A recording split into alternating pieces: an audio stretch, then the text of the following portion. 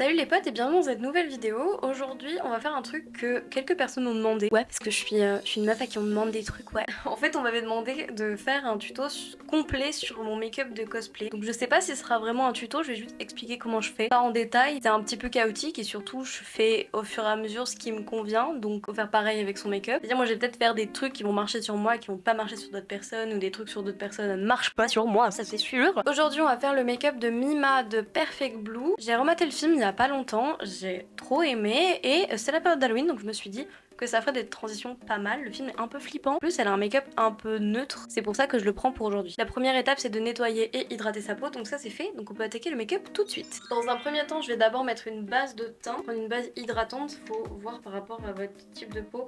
Moi, j'ai la peau sèche. C'est pour ça que je prends une hydratante. Et ça s'applique comme une crème de jour. Une fois que je l'ai mise, j'attends qu'elle sèche. Sinon, elle va se mélanger au fond de teint et ça va faire un truc trop bizarre. Donc là, j'attends. Prochaine étape, je vais prendre mon fond de teint. Alors le mien, il est presque vide. Donc je vais vraiment racler les bords et j'en mets partout sur ma face. Ensuite je prends mon éponge, elle est mouillée, c'est très important, il faut la mouiller sinon c'est pas très agréable. Et je vais du coup venir tapoter partout. Une fois que j'ai appliqué mon fond de teint et qu'il est bien uniforme, faut pas hésiter à rester un peu longtemps jusqu'à qu'il n'y ait plus de taches. Je vais utiliser un stick de contouring. Donc c'est un stick en fait où il y a les deux côtés, il y a un côté clair, un côté foncé. J'utilise pas trop le côté clair, je le trouve pas très pratique. Par contre j'utilise le côté foncé et je vais venir contourer, je vais venir faire les contours sur mon nez et sur ma mâchoire et mes joues. Donc je tiens à préciser que je ne cherche pas le naturel, ça va se voir que j'ai le nez contouré, c'est fait exprès, c'est pour les photos et c'est pour les vidéos. J'en mets sur les contours de mon nez, le dessous de mon nez et je viens faire tac, un petit trait ici pour faire le petit bout du nez brillant. Ensuite je viens marquer tac, l'arrondi de ma pommette ici. Vu que j'ai le visage rond, je fais pas des traits très grands, sinon ça fait bizarre. Je fais une virgule pour juste souligner ma pommette naturelle ici. Une fois que j'ai ça, je viens reprendre mon éponge à contouring et je viens juste estomper un peu tout vers l'extérieur. C'est-à-dire que je vais pas estomper là où je veux qu'il y ait de la lumière. Là par exemple sur mon nez, je veux que l'arête du nez elle reste à la lumière, donc je vais pas venir estomper l'ombre sur la lumière. Le contouring je le fais en deux étapes, je fais d'abord avec un stick ici et ensuite je viens le reprendre avec de la poudre. Voilà, ça fait pas du tout naturel mais c'est fait exprès. Vous inquiétez pas, vous inquiétez pas. Maintenant qu'on a fait nos ombres, on va venir faire nos lumières. Donc je vais prendre mon anti-cerne et je vais en placer à des zones stratégiques. Donc la cerne évidemment, parce que c'est un anti-cerne. Je vais venir le placer ici, sur le bout du nez, sur l'arête mais que en haut. Et voilà, c'est déjà pas mal. Je reprends la même éponge, je la tourne, pas estomper avec le côté qui va servir pour estomper l'ombre et je viens tout estomper partout. Le but c'est de venir fondre avec les ombres qu'on a créées mais pas de venir recouvrir. Je respecte mon travail d'avant. Vu que là j'ai l'air un tout petit peu palote, je vais venir prendre un blush liquide. Je prends un blush liquide parce que c'est plus pigmenté et je viens mettre deux petits points de chaque côté et un petit point de chaque côté du nez. Je prends toujours la même éponge mais je la tourne pour pas estomper avec les mêmes endroits et là je tapote. Et en fait le secret du blush, je trouve qui rend très beau, c'est de le remonter sur la tempe. Alors là vous vous dites que je suis rose framboise, mais oui c'est le but, je veux être rose. Le personnage c'est Mima, pour ceux qui connaissent pas Perfect Blue, c'est l'histoire d'une idol au Japon qui veut plus être idol et qui du coup se reconvertit en tant qu'actrice. C'est un film très sombre parce que elle va sombrer dans une espèce de paranoïa dépressive. Sauf que bah à la base c'est une idol, donc on veut ce côté poupée, on veut ce côté très édulcoré. Je vais venir le chercher avec le blush. Un maquillage photo. Maintenant que j'ai utilisé tous mes produits crème, c'est-à-dire la base, le fond de teint, l'anti-cerne, le contouring et le blush, je vais poudrer et je vais appliquer tous mes éléments de poudre. Donc pour poudrer, je prends une poudre libre avec un très gros pinceau. Et là je vais pas lésiner sur la poudre. Alors là on va en mettre plein. Le but c'est de la poser, c'est vraiment la poser parce que comme ça elle va absorber l'humidité des produits crème et donc elle va fixer le tout. Une fois qu'on en a mis partout, on attend un petit peu et une fois qu'on sent que c'est sec, je viens repasser par. Perfect Blue c'est assez étonnant parce que je l'avais vu quand j'étais à l'école. C'est un de mes potes de classe qui nous l'avait montré. J'étais en école d'animation. Et en fait on devait montrer un film ou quelque chose qu'on aimait bien et il avait montré Perfect Blue.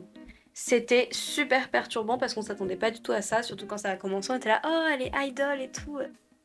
Bon, et en fait, je me rappelle que le film m'a vraiment marqué. J'étais en mode, mais qu'est-ce que c'est que ça? Mais d'un côté, j'étais là, ok, il faut que je le revoie. Et j'avais jamais pris le temps de le revoir. Et je suis bien contente de l'avoir revu. Et j'adore ce film. Ensuite, je vais prendre mon spray fixateur et je vais sprayer partout sur ma face pour fixer toute la poudre. Maintenant, je laisse sécher. En attendant que ça sèche, je vais venir prendre mon mascara sourcil que je vais appliquer sur mes sourcils en fait. Je fais pas des sourcils très nets, très fournis en général parce que souvent j'ai des mèches devant. Là en l'occurrence ce sera une frange, mais en général j'ai toujours une mèche devant les sourcils donc on les voit pas beaucoup. Et j'ai un peu la flemme de faire quelque chose qu'on ne voit pas. Je vais prendre un petit gros pinceau, c'est-à-dire c'est un petit pinceau mais pour un petit pinceau il est gros quand même. Et je vais venir prendre de la poudre avec une teinte de contouring. En fait je viens réinsister avec la poudre. Alors c'est très léger parce que la poudre est très légère. Sur les zones où je veux que l'ombre se voit un peu plus. Ça c'est un merveilleux faux nez ça. Pour le blush je vais pas rajouter, je pense qu'il y en a assez, on est pas mal. Maintenant que le teint, les sourcils, que tout est sec, on va attaquer les yeux. J'attaque toujours par une base à paupières. Une fois que j'ai mis ma base, je vais venir prendre une palette de neutre. Je vais prendre celle-ci, c'est la Chocolate Bar de Too Faced. Oui, c'est ça? Oui, ça, c'est ça. On va venir utiliser les teintes de marron. Donc celle-ci, celle-ci, celle-ci. Peut-être un peu le doré, mais je suis pas sûre. Bref, on utilise toutes les teintes qui ressemblent à la couleur de peau. Et là, j'avoue que je sais pas trop comment expliquer, parce que je vais juste faire des trucs. Bon, alors j'attaque. Je vais mettre le fard beige sous mon arcade sourcilière. Pourquoi? Parce que ça facilite les dégradés, toujours. Bon, on va attaquer un nouveau cosplay là sur Insta. On attaque le cosplay de Rani. Rani the Witch de Elden Ring. Je vais entièrement le faire à la main. Je le sens là, j'ai commencé à acheter des trucs sur Vinted exprès. C'est impressionnant tout ce que j'ai trouvé sur Vinted. Ça va être génial, je vais le faire que en seconde main quasiment. Bon, elle sera pas exactement canon parce que j'ai pas envie. Et au moins, si je me plante, je pourrais dire non mais c'est fait exprès, c'est un élément que moi j'ai fait. Non, je rigole. En vrai, c'est pas pour ça, c'est juste que j'aime bien mettre mes petites touches, des petites paillettes, des petits trucs, des petits machins. Non, des plays aux puristes. Donc en fait, là, je suis en train de faire un dégradé de marron assez basique, hein, c'est-à-dire que je mets une couleur de base et je viens foncer avec la même couleur, mais un ton en dessous, au niveau du coin externe et du creux paupière, c'est tout. Pas grand-chose d'extraordinaire, mais si vous voulez agrandir votre œil, ça marche super bien. Je vais venir faire le dessous aussi. Enfin bref, j'ai trouvé ce joli plaid sur Vinted pour faire sa cape. Normalement elle a une cape vraiment toute pourrie en poils de bête et tout. Moi j'ai pris une petite cape avec des petits flocons en paillettes. C'est devenu Elsa, voilà, de la Reine des Neiges. Voilà, au niveau des fards mat, je vais m'arrêter là parce que j'ai pas besoin de faire beaucoup plus. Je vais venir prendre un petit fard à paillettes que je vais appliquer avec mon doigt parce qu'on s'en fout. Totalement ici. Mais du coup, comme je vais faire un cosplay Elden Ring, je n'ai pas joué à Elden Ring, d'accord? Ne m'attaquez pas, je n'y ai pas joué. Bon, j'y ai pas joué, mais j'ai regardé Pida y jouer, donc ça compte, c'est pareil, voilà. Mais du coup, je me suis dit, bon, fais un petit effort Gomard, je vais jouer à Elden Ring. Alors, petite pause pour les personnes qui ne sont pas des énormes nerds comme nous et qui ne connaissent pas Elden Ring. Peut-être que vous connaissez Dark Souls, et si vous connaissez pas Dark Souls, bah...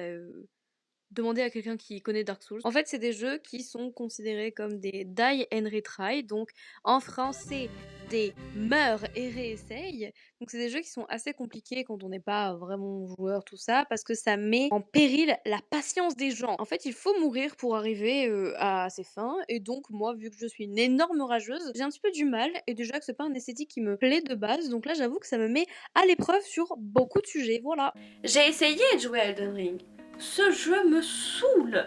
Je suis nulle. En fait, je pense vraiment que j'ai pas un assez bon niveau. Je pense que j'ai pas joué à assez de jeux différents et que du coup, j'ai du mal à choper des mécaniques différentes. Ce qui fait que je suis très nulle et ce qui fait que je meurs et ce qui fait que ça m'énerve. Je vais pas vous mentir, moi j'ai pas beaucoup joué dans ma vie, j'ai surtout beaucoup joué à Genshin Impact et à Animal Crossing. Je suis pas friande de ce genre de jeu. Je vais venir faire un petit trade liner, pas piquer des hannetons, tiens. Donc je vais réessayer. Pida m'a dit qu'il allait m'avancer un petit peu le jeu, ce qui m'a dit que oui, mais là où t'en es aussi, c'est compliqué.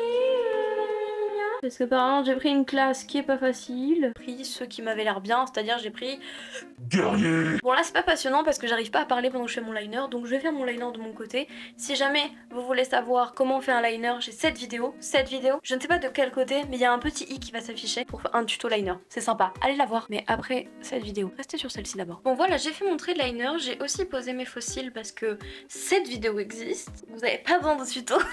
Je vais passer à l'highlighter et on finira par la bouche. Alors l'highlighter, je prends toujours les mêmes et vous allez en avoir marre, je pars toujours de la même palette. Là je vais utiliser celui-ci, le doré, et j'en mets partout. Donc j'en mets bout du nez, pommette, petit arc de Cupidon. Et quand je me sens un peu folle, j'en mets là. Je sais pas pourquoi j'ai l'accent du sud d'un coup. Hop, c'est le seul endroit où j'en mets. En vrai ça va. Je repasse un coup de fixateur avant d'attaquer la bouche. J'attends que ça sèche maintenant. Le spray fixateur il sert à fixer, oui, mais il va aussi servir à lier toutes les matières qu'on a mis ensemble.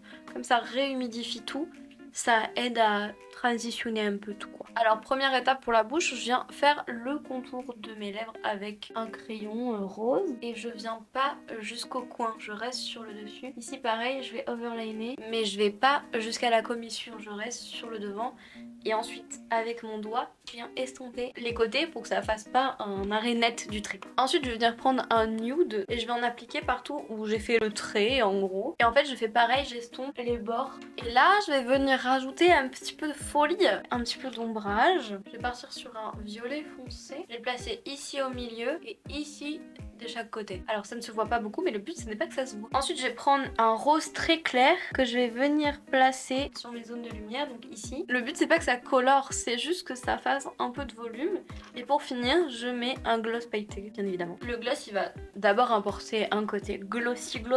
Il va aussi lier les fards que j'ai rajoutés avec le rouge à lèvres. Et très important, avant de remettre l'embout dans le tube, je le nettoie sinon il va colorer mon gloss.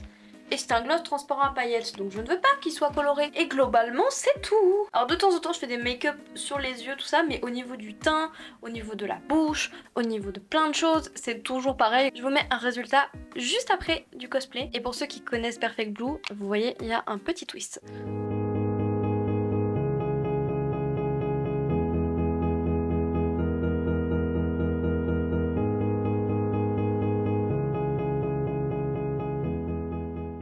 Merci d'avoir regardé cette vidéo, c'était super cool. N'hésitez pas à me rejoindre sur Instagram, sur TikTok, sur plein de choses. À me dire ce que vous avez pensé de cette vidéo dans les commentaires ou si vous avez des petites techniques à vous pour le cosplay ou pas d'ailleurs. Juste des petites techniques make-up que vous utilisez. N'oubliez pas de mettre un petit pouce, ça m'aide beaucoup plus que vous le croyez. De partager cette vidéo si ça vous a plu, si vous aimez ma tronche. Voilà, je vous fais plein de bisous et je vous dis à bientôt.